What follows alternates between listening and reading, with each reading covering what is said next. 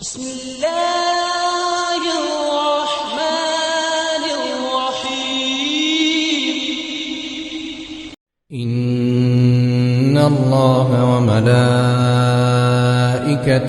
يصلون على النبي يا أيها الذين آمنوا صلوا عليه وسلموا تسليما.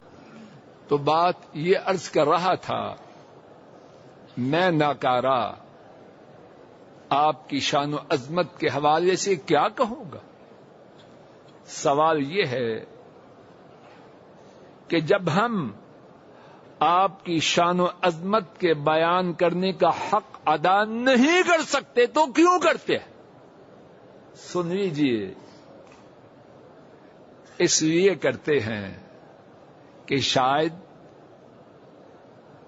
ان کا ذکر پاک ہماری گناہگار زبانوں پہ آ جائے، ان کا ذکر پاک ہمارے گناہگار کانوں میں داخل ہو جائے، شاید اللہ کریم اسی ذکر پاک کی برکت سے ہماری گناہگار زبانوں کو، ہمارے گناہگار کانوں کو جہنم کی آگ سے محفوظ کر۔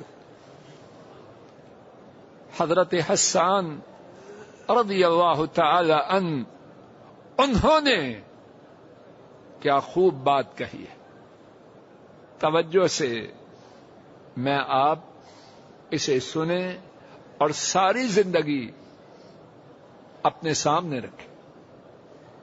فرماتے ہیں ما ان مدحت محمدا بمقالتی صلی اللہ علیہ وسلم ولكن مدحت مقالتی بمحمد صلی اللہ علیہ وسلم۔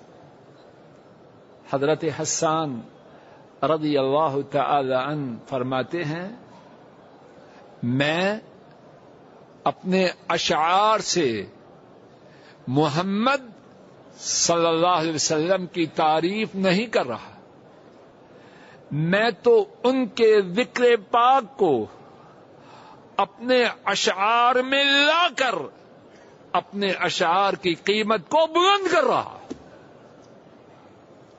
میں ناکارہ کیا بولوں گا، آپ کیا سنیں گے، لیکن شاید ان کے ذکر پاک کے سننے اور بولنے سے اللہ کریم ہم گناہگاروں پہ نظر کرم فرمائے۔